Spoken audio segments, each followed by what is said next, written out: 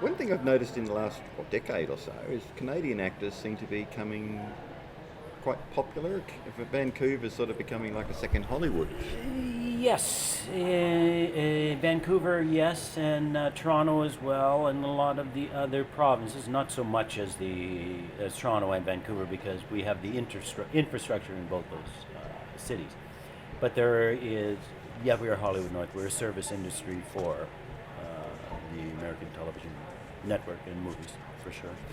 In the 80s, I guess it was, there was a tax uh, benefits in Toronto, Ontario, or all over Ontario.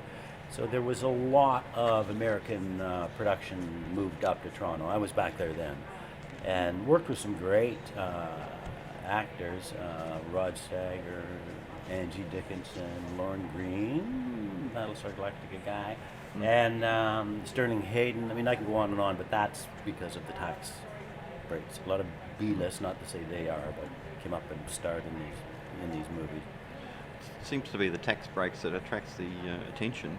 Yeah, well, in the United States too. I mean, if you know, he almost was doing something. I said, "Well, where's that being shot, man?" And he said, "Oh, either New Orleans or," he named four of the places. That's where the tax breaks are these days. So everything is shot in those places. But needless to say, that's why I was in Battlestar Galactica, is because it was shot in Vancouver, and I auditioned, and there you have it. We found whenever we get tax breaks here in Australia, the industry booms. Yes. And then the Yeah. government decides, oh no, there's too much money going into that, Yeah, and and then go they cut figure. it back. Look at the ripple effect. Look at the money and work that it brings into these communities where they shoot these things, man. And then the government, this Canadian government's the same way. You think, you've got to be kidding me. Or British Columbia, we had this big thing to save BC film because the government pulled the tax breaks and things all went to Alberta. Or whatever. That's worldwide, funnily enough. Yeah, we went to Cannes a few years back, and we found that. Yeah. It's just worldwide, governments keep stuffing it around. It's crazy. So, well, you've obviously done a lot of stuff in Canada. Yeah. What was your favourite role? What was the thing you that's enjoyed the a most? difficult one. I mean, I grew up, as you know, in Canada. There's a couple of favorite ones. There's not enough family films, family entertainment being filmed. When our kids were younger, you'd open the newspaper to take them to a movie in the weekend. You realize there is nothing. There might be one or two Disney movies going on. There is a production company out of Quebec in Canada called Les Productions La Fête, and they did a series of movies. Roch Demers was the executive producer and founder of the Production La Fête. He was a film distributor, so he contacts all over the world and decided that because he would look in the newspaper and there's nothing for children or for families, he created the company. And the first film they did was La Rivière des Tucs, which is and the English title was The Dog Who Stops the War, and it was a fantastic film. And the second one I did with them, and it was working title was Michael's Fright. It was end up calling The Peanut Butter Solution. Because they thought if you put Michael's Fright in the newspaper, then the parents are going to go, oh, we can't bring them to that. But it was so much fun to do because it was family a show. And actually, when we moved from Ontario out to British Columbia, our son Charlie was 12 at the time, and it had been a while since I'd done the movie, but his new friends would come in the house and go, oh man, your dad's Billy Baskin, because everybody had seen the Peanut Butter Solution growing up with it. And like a lot of people over the years, not a drug problem at a border, just a little papers mistaken the Canadian and American border. A couple of months ago, when we were moving down to LA with my son and his furniture, and the really serious and rightfully so Homeland Security guy, when he actually Googled me, and I could see he's at the computer here, and he went. He said, oh, that hair, man, all that hair.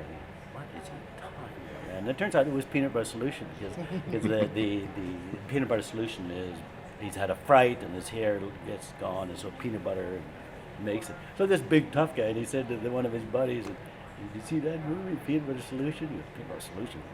So, anyways, Peanut Butter Solution is that one, and Klondike Fever. I enjoyed doing that. Was one of my favorite ones. The Jack London movie with Rod Steiger and Angie Dickinson and Lauren Green. We shot up in the wilds of BC, and it was a great fun to do. I ran the dog team up there. I went up a week and a half early to run dogs. I guess I can go on, but there are a couple of my favorites. Halfway through the next question, I'll go, "Oh no, another favorite is this." That's all right. Yeah, go on. Yeah. How'd you find working with Lorne Green? From It old was Battlestar cool. Galactica Yeah, I and mean, Bonanza. I had this was, of course, years and years and years before Battlestar Galactica. It would be in the '80s, I guess. We did Klondike Fever. It was cool because we shot it up on location, and the great thing about shooting up, it was in Wells Barkerville. And it's the Jack London. It's based on White Fang, Jack London's movie. He played Colonel Sam Steele, and I played Will Ryan. I was Rod Steiger's henchman and the dog runner. And Lauren, I came from Ontario, and Lauren came up from Thing, and we met there. And we had some great chats together. He talked like Lauren Green the whole time. Michael. I was 50 years old before I moved to Los Angeles. And you know where he's going with the story we take. But it was great fun working with him. But that was way before. Not sure that he was in Battlestar. He was that time, Adama in the original. Yeah, I know, but I don't know if it was, if they had gone to camera, if that was done yet. This would be Okay, before when did that. they do original? No. It was 79. Then he had done it, but we didn't talk about that. Yeah. I hadn't really seen it when Battlestar came along for me. I almost did an audition for Battlestar Galactica because there's another military guy, Battlestar Galactica. I'm not a fan or not a fan. I mean, Yeah. I hadn't really watched it through as an actor. I don't really watch stuff unless I need to research something in it. But I know you didn't ask me this question, but I'll just spin off on it. And then I heard Michael Reimer is directing Battlestar Galactica. Like, we come from Canada. Yep. My wife and I watched this movie, Angel Baby. We watched it through and said, whoa. And looked at the credits. Michael Reimer wrote, directed, and produced this thing. And it is very much like the films we do in Canada, these low-budget, independent films. And I thought, whoa, I'd like to meet this guy. A couple of times I got the breakdown for an audition that came along, and Michael Reimer, in Vancouver, Michael Reimer's name was on it. But he wasn't in the room. It was just on tape and sent off to him. But he was in the room. And also part of that Michael Reimer story, and Edward James Olmos is playing Adama. Whoa, there's more to this than meets the eye. And so I did go in and audition. When you are auditioning with an actor or with a director who likes actors, and a director who's interested, whether you get the role or not, it's always worth it to go in and spend that 20 minutes in the room, because you have so much fun working, and your 20 minutes is up, and they've benefited and you've benefited. And so I did go and do it with Reimer, and the rest is history. Yeah. Did you enjoy the role? Mm-hmm. Yes, there never will be another Battlestar Galactica. No. Yeah. No. I mean, look where I am here, and the doors it's open to me. One of my best friends is an astronaut who told me about watching Battlestar without her on outer space, because he came and watched the set, and look how here I am in this. I mean, it is amazing, and also all of the questions I get about it. I'm very proud of the show, and everybody involved in it are proud of it. As opposed to sometimes you go, you want to know about that? Yeah, it was very well made. It was very well made. Very proud of it. We've been told to wrap up now. Quick Yeah. last question. Let's hear it. Last year we interviewed Dean Stockwell. Oh yeah, lucky you. He was here. He was here. Oh, you lucky yes. beans. Okay. So how'd you find working with him? Oh, I He's- loved it. I mean, yeah. he is Dean Stockwell, a boy with green hair, and all of the stuff that he's done over the years.